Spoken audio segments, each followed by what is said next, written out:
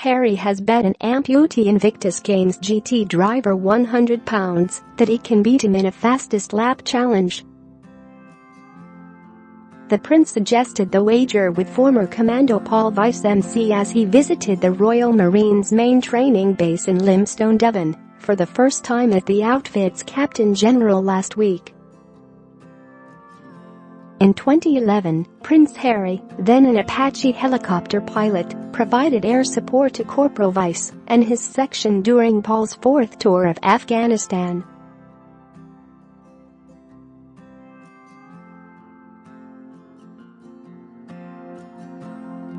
JPG height equals 533 width equals 634 alt equals class equals book order img share copy link to paste in your message. The pair shook hands and hugged before Paul gave him a tour of the race car that ended with the prince sat in the driver's seat. While revving the engine, Prince Harry made a £100 bet for charity with Paul that he could do a quicker lap than him in the car. Advertis engine read invented by Teeds. After joking about doing donuts on the parade square, Paul accepted the prince's challenge, and with both men shaking on it, with a promise to make it happen. Share this article shared in 2011, while on foot patrol in Helmand Province, Corporal Vice stepped on a command wire improvised explosive device, ED, which detonated underneath his section.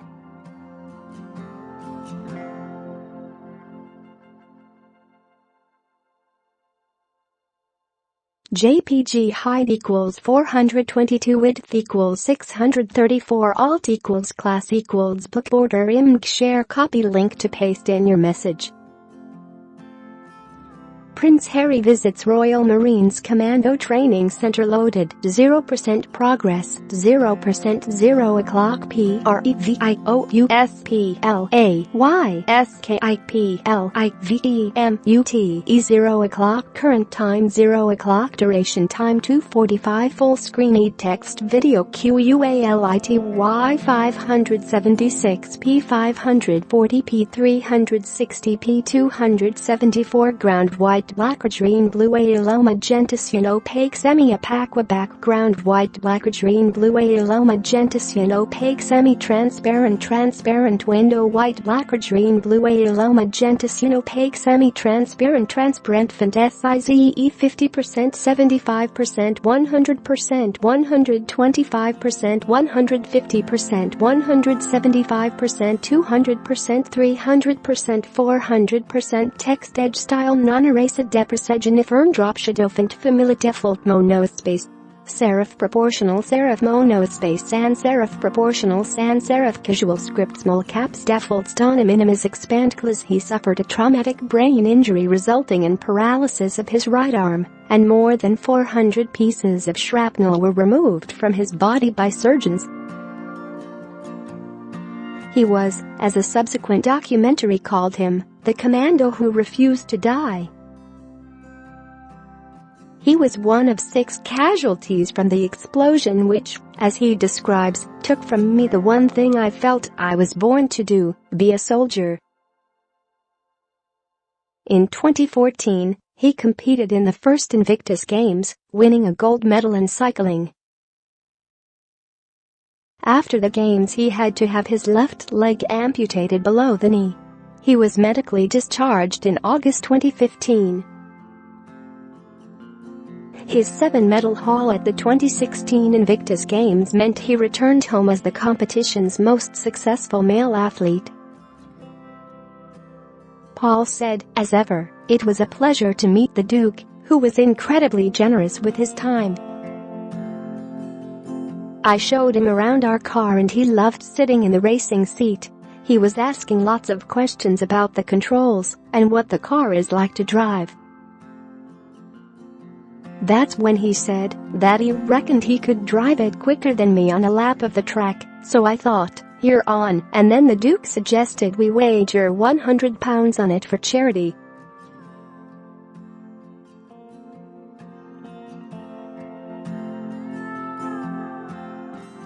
Dailymail.co.uk 1 2018 9/17/16 4,339,978 0 Image of 31 1,537,197,003,155 JPG height equals 423 width equals 634 alt equals class equals book border img share copy link to paste in your message. An onlooker said Prince Harry was in great form. The Invictus Games racing team were delighted to see him, and he put everyone at ease.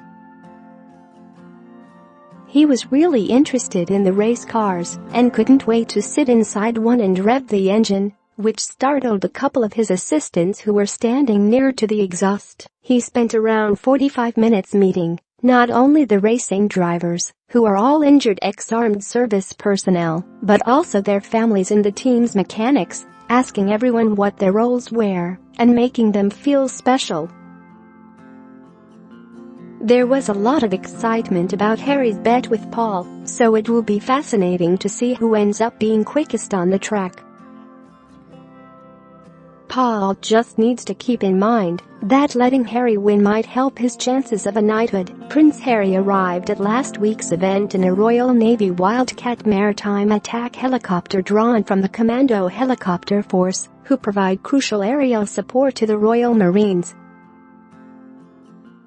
The former Apache helicopter commander jumped from the Wildcat, flown by 847 Naval Air Squadron to meet the Marines. Speaking to one group who are a fortnight into 32 weeks of training to earn the coveted Green Beret, the Duke quipped, "You're going to need each other, that's for sure." Harry assumed the role in December last year, succeeding his grandfather the Duke of Edinburgh, who was Captain General for some 64 years. Harry explored the barracks and met new recruits undergoing training in order to learn more about the process of becoming a Royal Marine, before meeting the Invictus Games racing team, who will be using limestone on the day for a team bonding exercise. He received a ceremonial welcome before meeting recruits training in the gym and Commando assault course.